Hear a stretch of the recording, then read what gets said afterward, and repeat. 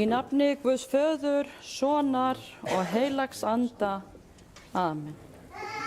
Við skulum biðja. Kærleiksríki Guð, við þökkum þér fyrir vorið, fyrir söng farfuglana og það að börn safnast saman í leiki í kvöldbirtunni. Því að vorið minnir okkur á elsku þína og það vor sem bíður okkar allra þegar lífi okkar hér lýkur. Já, gefa birta vorsins, ilmur úr hafi og fuglasöngur minn okkur á nálægð þína og elsku, nú þegar við kveðjum hana Binnu. Blessa þú okkur þessa kveðju stund og breið þú kærleika þinn og huggun yfir þau sem sakna og gef styrk fyrir samfélagi við þig og þinn blessaða son Jesú Krist. Við biðjum í hans nafni. Amen.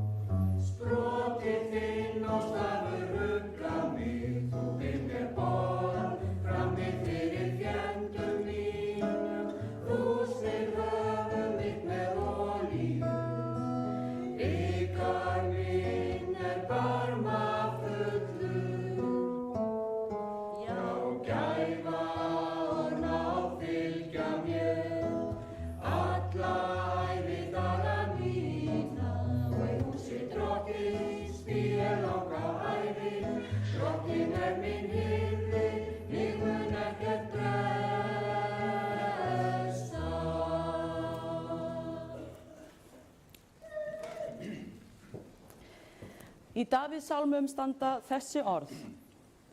Drottinn, þú rannsakar og þekkir mig, hvort sem ég sit eða stend, þá veist þú það. Þú skynjar hugrenningar mínar álengdar. Hvort sem ég geng eða ligg, þá athugar þú það og alla vegu mína gjör þekkir þú. Eigi er það orð á tungu minni að þú, Drottinn, þekkir það eigi til fulls. Þú umlykur mig á bak og brjóst og hönd þína hefur þú lagt á mig. Sú þekking er undursamlegri en svo að ég fái skilið of háleit, ég er henni eigi vaksin. Hvert get ég farið frá anda þínum, hvert flúið frá augliti þínu. Þótt ég stígi upp í himinin, þá ert þú þar. Þótt ég gerði undir heima að hvílu minni, þá ertu einnig þar. Þótt ég lyfti mér á vængjum morgunroðans og settist við hið ysta haf, einnig þar mun hönd þín leiða mig og hægri hönd þín halda mér. Þannig hljóðar hið heilaga orð, Guði sé þakkargjörð.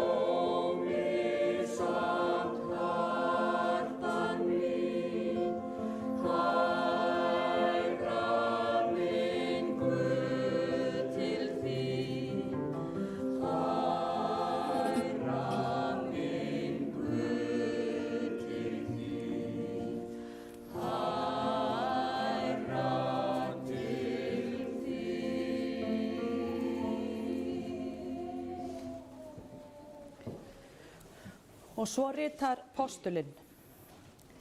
Þótt ég talaði tungu manna og engla, en hefði ekki kærleika, væri ég hljómandi málmur eða hvellandi bjalla.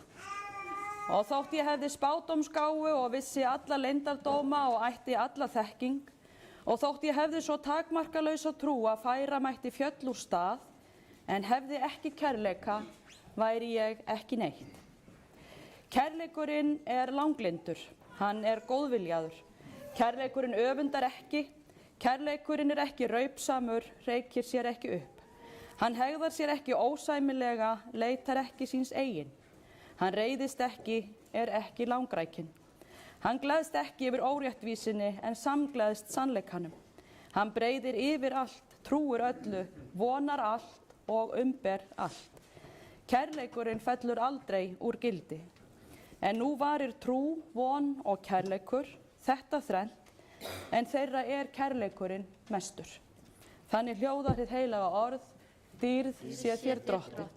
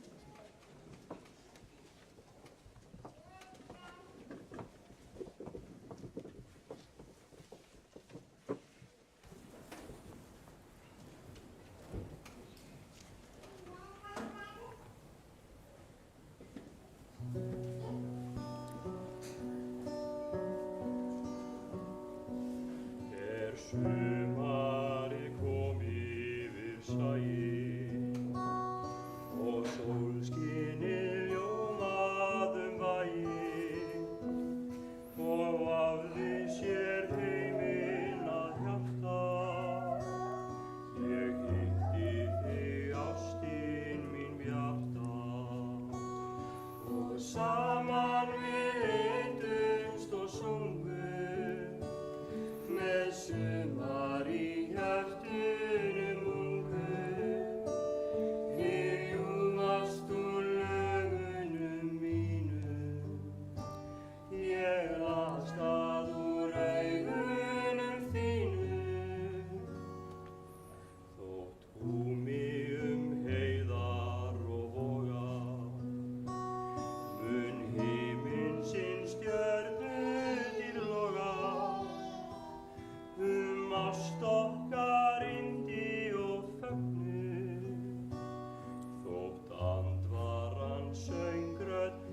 þögnur.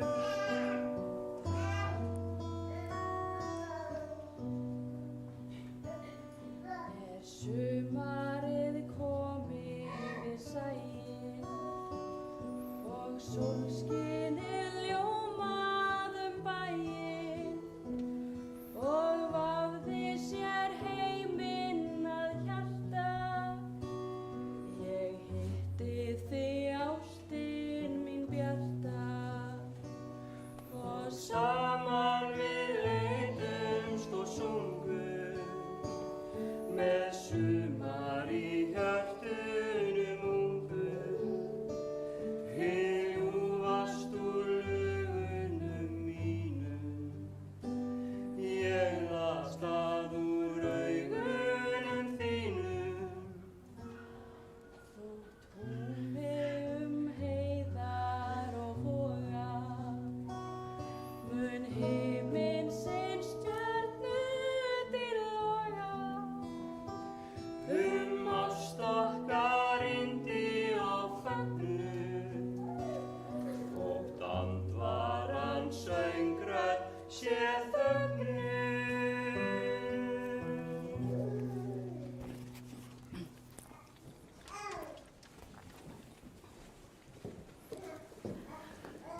Náð sé með yður og friður frá Guði föður vorum og drottni Jesú Kristi.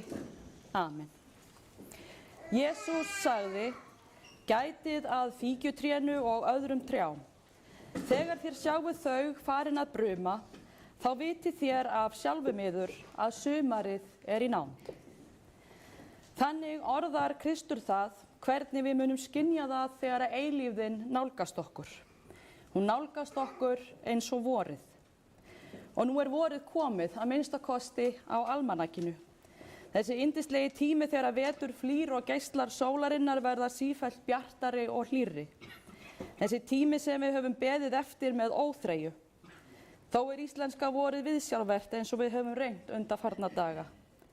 En það er allt í lagi því að við vitum að þó að trén séu ekki enn farin að bruma nema vera skildu páskagreinarnar sem við bárum inn í híbýli okkar daginn, þá vitum við að sumarið er í nánd.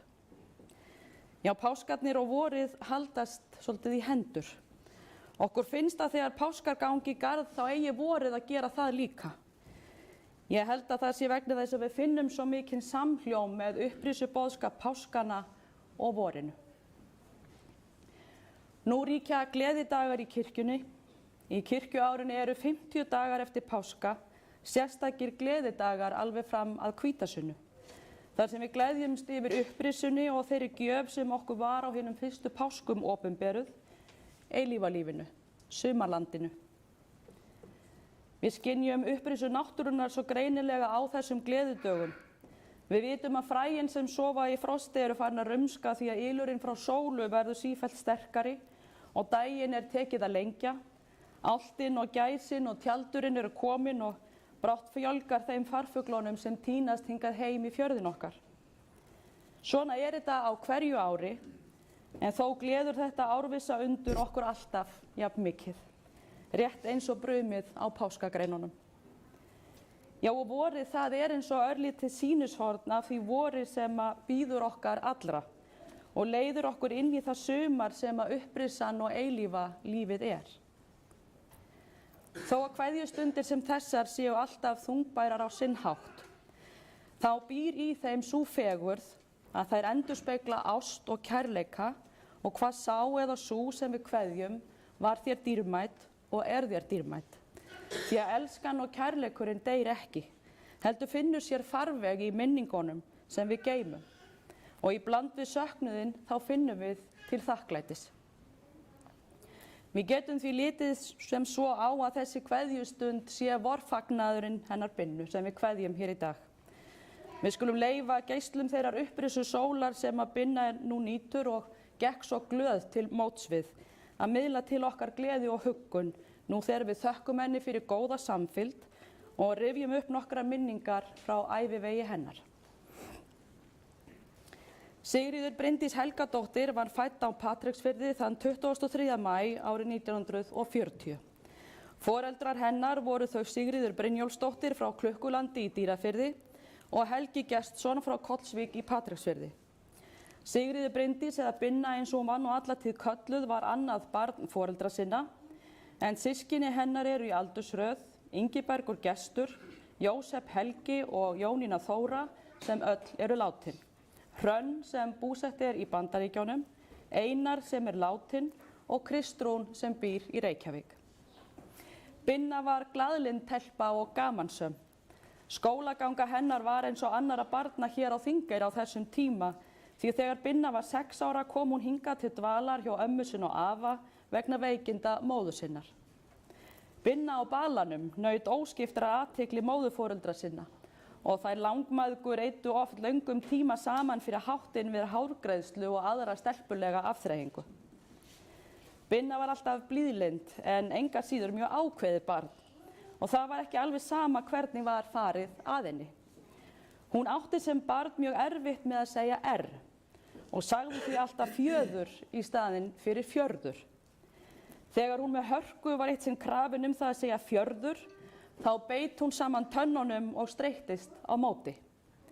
En þegar amma hennar bað hana ósköp blíðlega, Binna mín, segðu fjörður fyrir ömmu. Þá heyrðist hátt og skýrt hjá stúlkunni, fjörður, amma mín, fjörður. Þegar Binna var 12 ára, þá höfðu foreldrar hennar flutt til Reykjavíkur og vildu þá fá hana til sín aftur. Binna var nú ekki alveg á því. Fyrir það fyrsta þá var ekkert að sjá þarna í Reykjavík og svo væri sólin langt fallegri í Dýrafirði. En til Reykjavíkur fór hún og var móður sinni dýrmætur stuðningur í uppeldi yngri systkina sinna. Í Reykjavík lauk Binna skyldunáminu í Miðbæjarskólanum, þar sem hún reyndi aðeins á þolrifin hjá kennaranum sínum, með því að svara öllum spurningum hans í bundnu máli á glettinn máta. En bekkjarfélögunum var sannarlega skemmt. En í Miðbæjarskóla eignaðist Binna vinkonu fyrir lífstíð, hana Siggu Óskars, sem síðar varð mágkona hennar. Binna fór snemma að vinna. Hún var í vist á sumrin og seinna vann hún í garðyrkjustöð, en eftir að skólagöngunni lauk vann hún fulla vinnu og lagði til heimilisins. Hún starfaði í Atlon sem var veitingastaður og krá, í þvottahúsi og tíma hjá versluninni Ási þar sem hún sinnti afgreiðslu og kjötvinnslu og þar líkaði henni vel. Það var líka góð launauppbót að fá í vikulokin kótilettur eða annað kjötmeti til að hafa í sunnudagsmatinn. Binnu fórust afgreiðslustörfin vel úr hendi enda viðmóts þýð, en hún var ekki skaplaus og átti það til að vera bráðlát. Og lengi má jú deykt járn brýna svo það ekki bíti. Virðuleg frú og daglegur viðskiptavinur verslunarinnar hafði alltaf allt á hornum sér þegar hún verslaði á Ási. Allt var ómögulegt. Kjötið var of feiktið og magurt, of þykkt skorið eða þunnt, stykkin of stór eða lítil og aldrei virtist vera hægt að gera frúnni til hæfis, sem þarna virtist fá útrás fyrir geðvonsku sína og dónaskap við afgreiðslufólkið. Þar til að deigajárnið beit. Og Binna sagði konunni höstuglega að hypja sig út og koma ekki aftur. En leið og hún sá undir iljarnar og frúnni út dyrnar þá hugsaði hún með sér, jæja, nú verð ég rekin. Því að viðskiptavinurinn hefur jú alltaf rétt fyrir sér og starfsfólkinu því hafi verið brýnt fyrir því að sýna viðskiptavinunum kurteisi í hvívetna. En það var nú öðru nær. Verslunarstjórinn fagnaði og þakkaði henni fyrir hugrekkið, því þau voru öll orðin uppgefin á þessum samskiptum við frúna. Í lok 5. áratugarins tókust kynni með Binnu og ungum manni frá Reykjavík, Kristjáni Eyfjörð Valdimarssyni. Þau felldu hugi saman og gengu í hjónaband árið 1959. Í kjölfarið fluttu þau upp á Akranes þar sem þau störfuðu við fiskvinnslu og leigðu litla ris í búð af fyrirtækinu. Binnu og Kristjáni varð ekki barnaauðið, né var þeim gefið að fylgjast að lengi, því að Kristján lést í eldsvoða í janúar 1963. Sjálf komst Binna út úr brennandi húsinu við mjög illan leik eða með því að kasta sér út glugga og hlaut af því mjög alvarlega áverka. Eins gat hún gert öðrum íbúum hússins viðvart svo að þau komust lífs af, en því miður varð Kristjáni ekki bjargað. Þetta stóra áfall setti sitt mark á Binnu upp frá því, bæði líkamlega og andlega. Í dag höfum við meiri skilning á afleiðingum áfalla á líf og líðan fólks en þá. Sérstaklega þegar við nefnum svo stór áföll réttu nafni, taugaáfall. Og við vitum að slík áföll fylgja einstaklingum ævina á enda. Það átti einnig við Binnu. Hún fékk góða aðstoð á vistheimili Geðhjálpar við Tjörnina í Reykjavík eftir áfallið og leitaði eftir og þáði alltaf viðeigandi aðstoð eftir þörfum alla tíð. Þrátt fyrir þessa miklu sorg, þá sem betur fer var gleðin og hamingjan ekki langt undan í lífi Binnu. Skömmu fyrir jólin þetta sama ár, 1963, þá buðu amma hennar og afi hér á Þingeyri Binnu að koma til sín yfir jólin og dvelja svo hjá sér til að hvílast og ná áttum í lífinu. En þegar að Binna stigi á land hér á Þingeyri þá vandaðist nú örlítið málið. Hún var nefnilega með talsverðan farangur með sér. Hún var með jólatré í potti sem var vel við vöxt, enda var hún alla tíð mikið jólabarn, og ferðatösku sem var næstum jafn stór og hún sjálf, en Binna var bæði smávaksin og fíngerð á sínum yngri árum. Eitthvað hafði sá sem ætlaði að taka á móti henni tafist og þar sem hún var að bjástra með farangurinn kom aðvífandi ungur maður og bauð fram aðstoð sína sem hún þáði. Já, þannig voru þeirra fyrstu kynni, þeirra Binnu og Óla Stein. Á jóladansleiknum í félagsheimilinu felldu þó svo hugi saman og innan fárra mánaða hófu þau sína sambúð í einu herbergi sem þau leigðu á Brekkugötunni en festu síðan fljótlega kaup á Fjarðargötu 14. Binna og Ólafur Guðni Steinþórsson frá Lambadal gengu svo í hjónaband hér í Þingeyrakirkju þann 29. maí árið 1965.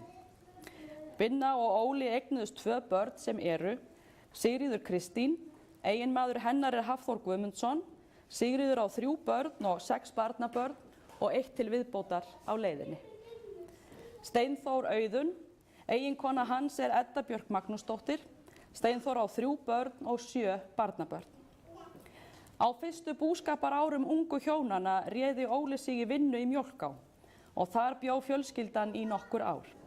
Það var tími sem Binna minntist með gleði. Það voru góð ár en þó ekki alveg þrautalaus. Veturinn sem Binna gekk með Steinþór þá fékk hún nefnilega tannpínu. En það var ekki hlaupið af því að komast til tannlæknis vegna færðar og sífellt ágerðist verkurinn eftir sinn leið á veturinn. Þau ykkar sem hafið upplifað það að fá slæma tannpínu vitið að fátt er verra til svona af almennum verkjum. En svo slæmt var ástandið orðið loksins þegar að Binna komst hér til tannlæknis að þá bað hún hann vinsamlegast að draga úr sér hverja einustu tönn, því tannpínu ætlaði hún aldrei aftur að fá í lífinu. Eitthvað var tannsinn nú tregur til og þá spurði Binna bara ákveðin, eru þetta mínar tönnur eða þínar? Síðar sá hún nú örlítið eftir þessu bráðlæti, en tannpínu fékk hún aldrei aftur ævina. Árið 1971 þá fluttu Binna og Óli aftur til Þingeyrar, en þá var svo komið að Sigurður Guðmundsson í Hjarðardal var þá orðinn ekkill og bauð ungu hjónunum jörðina í skiptum fyrir fasteignina þeirra hér á Þingeyri. Þau gengu að þessu tilboði og bjuggu búi í Hjarðardal í 18 ár eða þar til að næsta kynslóð var tilbúin til að taka við. Í Hjarðardal átti Binna sín bestu ár. Binna og Óli voru líka samhent hjón og samrýnd. Óli vann alltaf talsvert með búskapnum og því var Binna oft ein með börn og bú, en hún gekk vasklega í öll störf, hvort sem það var innanhús eða utan. Hún sá alfærð kýrnar og hafði nú meiri ánægju af þeim en fénu. Þá dvöldu mörg börn hjá henni bæði lengri og skemmri tíma. Og einhver sem var í sveit hjá Binnu minntist sérstaklega á múnderinguna sem hún fór í þegar að koma því leiðinda verki að höggva hænurnar. Og þótti hún dálítið vígaleg með stóru rauðu gúmíhanskana og saxið. En hún skoraði ekkert undan slíkum verkum. Þetta var bara eitt af því sem þurfti að gera og hún gekk í öll verk sem Binna varð. Binna var líka húsmóðir af gamla skólanum sem gerði allt og vann allt sem þurfti sjálf til heimilisins. Allar mjólkurvörur voru unnar heima, já og bara allt matarkyns, hvort sem það var kjöt, fiskur, meðlæti eða bakkelsi. Svo auðvitað saumaði hún öll föt eða prjónaði á eiginmann og börn og sjálfan sig og annað það sem þurfti til heimilisins. En hún lagði sig alltaf fram að eiga fallegt heimili og hlýlegt. Fyrir utan öll störfin heim í Hjarðardal vann hún einnig utan heimilisins. Hún starfaði á Núpið meðal annars við bakstur og margir fá nú vatn í munnin þegar minnst á snúðana hennar Binnu. Hún var flakari hjá Jóni Oddssyni á Gerðhömrum við harðfiskverkunna þar, en hún var sérdeilis flinkur handflakari. Auk þess var hún mjög félagslynd og tók virkan þátt í starfi Kvenfélags Mýrahrepps og öðru félagslífi í sveitinni. Eitt af því sem einkenndi Binnu var það að hún hafði yndi af því að klæða sig upp á og vera fín. Og já, hún var dálítið glískjörn svona í jákvæðri merkingu þess orðs. Það gáfust nú kannski ekki mörg tækifæri til þess í sveitinni, allavega ekki svona dagsdaglega. En hún hafði ráð undir rifi hverju og notaði hvert tækifæri. Þegar að dagsverkinu lauk naut hún þess að þræða upp á fingur sér ringana sína sem voru henni hjálpfólgnir og gjafir frá ástvinum hennar og myndi sig þannig á þá elsku sem hún var aðnjótandi. Þá það líka mörgum minnistætt þegar hún mætti upp á búin í rauðri kápu í réttirnar með blásið hárið. En með dugnaði og eljusemi byggðu þau hjónin sér gott bú. En Binna bjó aldrei við heila heilsu og þó að viljinn væri til staðar og starfsgleðin, þá fór líkamlegri getu hennar til að takast á við verkin alltaf hrakandi. Alvarlegir heilsubrestir fóru svo að gera vart við sig og ágerðust og gamlir áverkar eftir fallið úr glugganum á Akranesi ýmist versnuðu eða tóku sig upp. Það var svo vorið 1989 að Óli stakk upp á því að þau léttu sér nú örlítið lífið með því að bregða búi. En það vildi Binna alls ekki. Hún vildi vera í dalnum sínum. Það fór þó svo að þau fluttust til Þingeyrar eftir að Óli stakk upp á því að þau hefðu líka afdrep í dalnum, svona minnstakosti á sumrin. Það var því úr að þau festu kaup á Vendelshúsi sem stendur hérna við Fjarðargötu 10 og Binna var eins og hún sagði sjálf aftur orðin Binna á balanum. Já, hér á Þingeyri vann Binna ýmis störf og hún var meðal annars matráður og starfaði einnig á haustin í sláturhúsinu. En þegar hún stóð á 50 þá missti hún heilsuna og varð að hverfa af vinnumarkaðnum. Það tók mjög á hana og var henni erfitt, enda var hún þá á besta aldri. Við tóku erfið ár og þrautaganga á milli lækna, en aldrei barmaði Binna sér. Það var ekki hennar háttur að kvarta. Hún tókst á við þetta verkefni af æðruleysi og lét hverjum degi nægja sína þjáningu, tók einn dag í einu og lagði áherslu á að grípa gleði hvers dags og horfa björtum augum á lífið og láta ekki erfiðleika sína móta afstöðu sína til þess. Það breyttist auðvitað margt við það að bregða búi og þau hjónin komust aftur í þann lífstakt að eiga frí helgar eða nokkra daga yfir sumarmánuðina. Þau voru nú ekkert sérstaklega mikið fyrir að ferðast en leigðu sér stundum sumarhús í Djúpadal eða fór í útilegu skammt frá Dynjanda og nutu þess að vera saman tvö í kyrrðinni. Samband þeirra Binnu og Óla var byggt á trausti, gagnkvæmri virðingu og umhyggju. Öllum sem að umgekkst þau var augljós sá djúpi en látlausi kærleikur sem að ríkti þeirra á milli og birtist svo gjarnan í hversdagslegu látbragði eins og því að þau héldust alltaf í hendur. Þau leiddu hvort annað nefnilega í gegnum lífið. Eftir að Binna hætti að vinna varð hún ættmóðir í fullu starfi. Enda var hún vakin og sofin yfir fólkinu sínu og naut þess svo innilega að hafa barnabörnin í kringum sig, gullmólana sína eins og hún sagði. Hún var blíðlynd bæði og ljúf í viðmóti en hún gat sannarlega skipt skapi ef að henni fannst hún eða eitthvert af sínu fólki vera órétti beitt. Þá kom hún því til varnar og blés jafnvel til sóknar ef svo bar undir og henni þótti ástæða til. En þó það gæti blásið þá gekk það nú yfirleitt hratt yfir og flestar tengjast minningarnar rólindi hennar, velvildi í garð annara, umhyggju hennar, blíðu og glaðværð. Hún hafði góðan húmor og hafði þann eiginleika umfram marga aðra að taka vel stríðni, af því hún hafði húmor fyrir sjálfri sér. Hún var söngelsk og kunni alveg ógrynni af textum og ljóðum.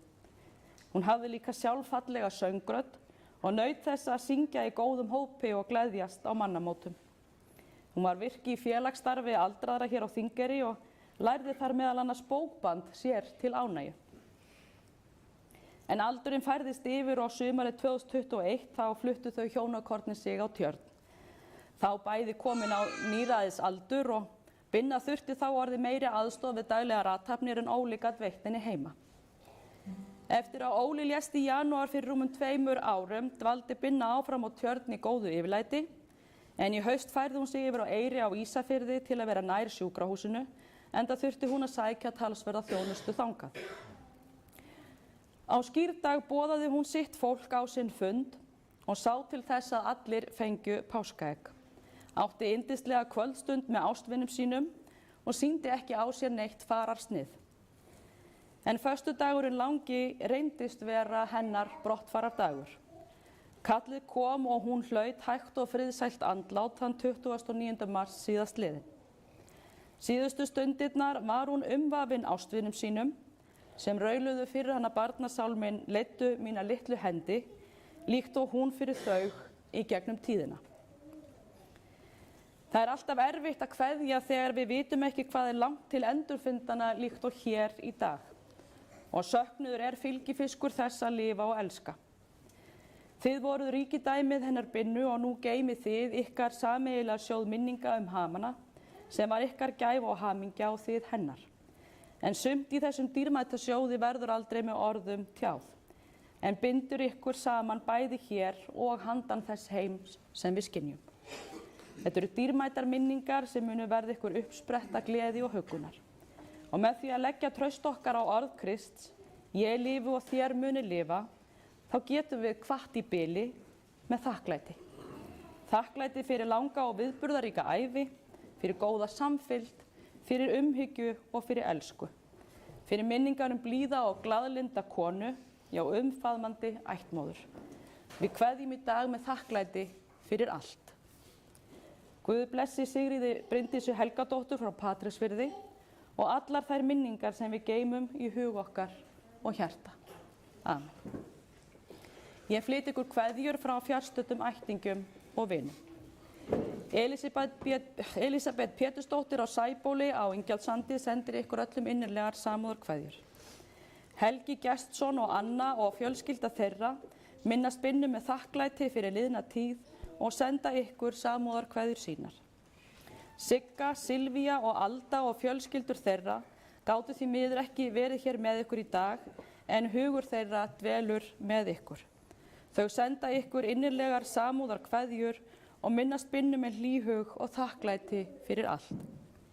Kristófer, Nína, Baldur og Helga Guðrún senda frændfólki og vinum innilegar samúðarkveðjur. Lára Ósk og Helgi Snær senda innilega samúðarkveðjur til allrar fjölskyldunar og minnast Binnu með hlýju og gleði og þess að alltaf var gaman að vera í kringum þau hjónin. Lára minnist sérstaklega tímann sem hún fékk að verja með þeim á Tjörn og er þakklátt fyrir góð og gefandi kynni við Binnu. Hjartans kveðjur frá þeim hjónum. Að lokum hefur verið beðin að koma því á framfæri að þegar að hann Óli lést fyrir rúmum 2 árum þá giltu samkomutakmarkanir og því var ekki hægt að bjóða til kaffisamsætis þá. En þau voru frekar samrýnd hjónin, þannig að þau bjóða í dag bæði til kaffis, en við minnumst þeirra beggja á eftir. Síðan langar mig til þess að biðja ykkur eitt í viðbót og undir eftirspilinu sjáu þið að það er textinn við leiddu mína litlu hendi. Og ég ætla að biðja ykkur öll að raula það hvert og eitt með ykkar nefi, svona eins og hún hefði gert ef hún væri hér.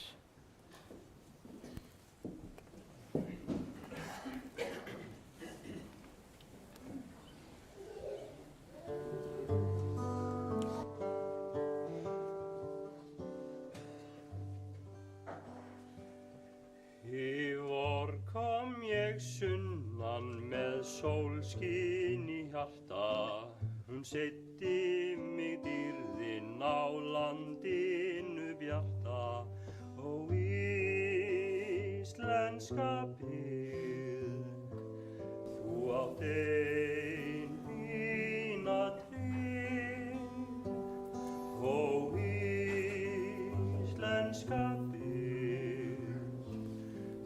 átt ein mína trygg. Ég byggði mitt hreiður við bakkana lágu og bjó þar með ungkonum fallegu smáu í friði og ást sem að aldrei brást. Og bóndi minn prúður á bakkanum undi, hann brosti við ungkonum léttum á sundi. Þeir léku sér dátt og þeir dögnuðu brátt. En dag nokkurn glumdi við gjallandi seiður, það glampaði eldur, ég flúði mitt hreiður og bóndi minn dó. Þá var brostin mín ró og annar minn vængur var brotinn og blóðið með brennandi sársauka litaði flóðið. Ég hrópaði hátt út í heiðloft til blátt. Ó, flýið þið börn mín til framandi stranda, þið fögnuði leitið í öruggra landa. Svo hvarf hún mér sýn, ljúfust hafingjan mín. Við íslensku vötnin fegurð og friður og fagnandi ríkir þar vor nætur friður.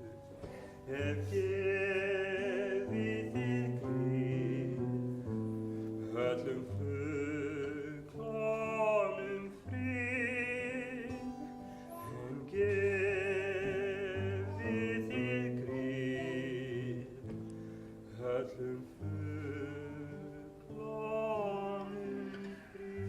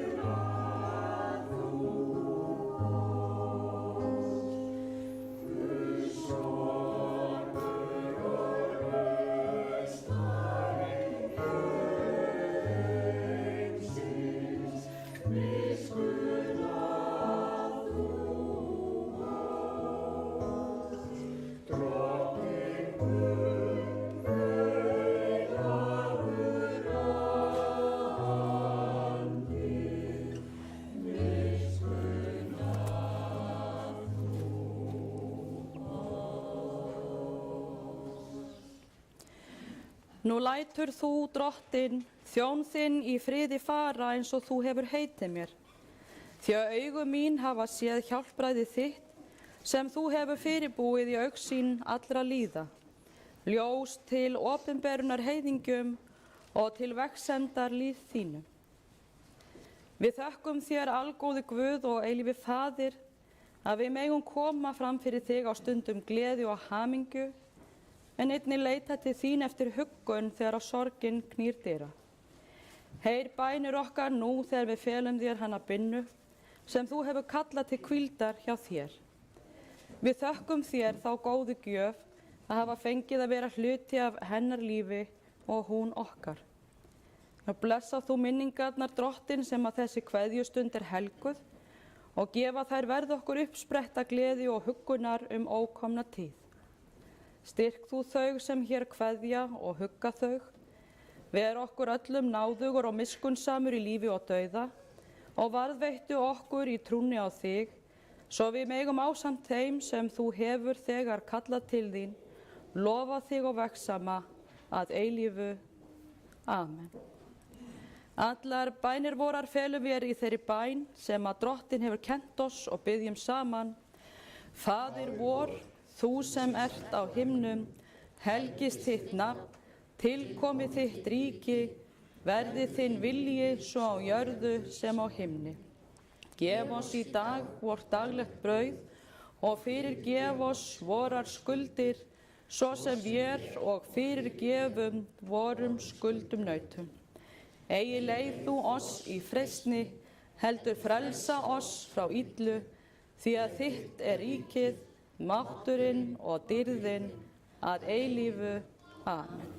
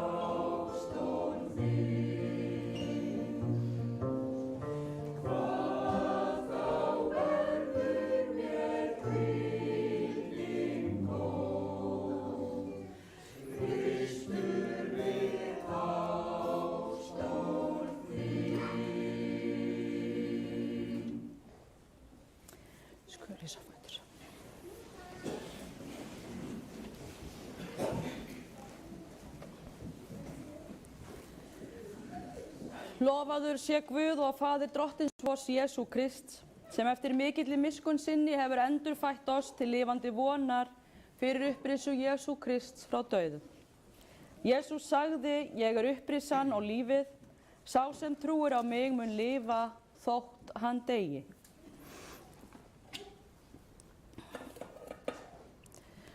Sáð er dauðlegu en upprís ódauðlegt. Sáð er í veikleika en upprís í styrkleika.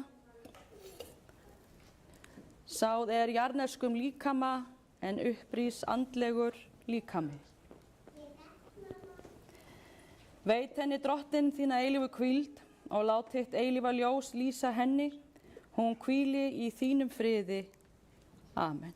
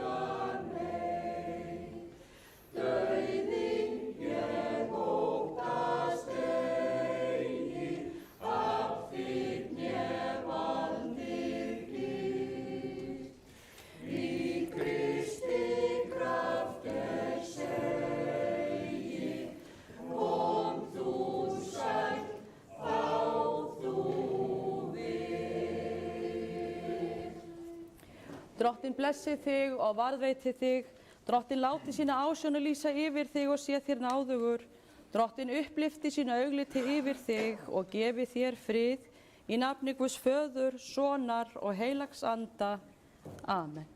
Guði séu þakkir sem gefur og sigurinn fyrir drottinum vor, Jesú Krist. Amen.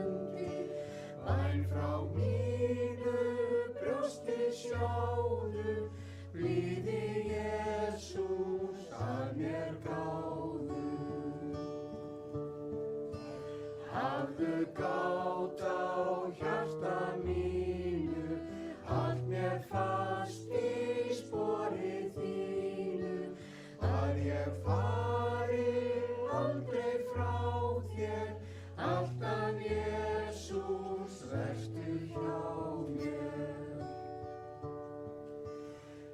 Þig alltaf sál mín syngi, sér hver dag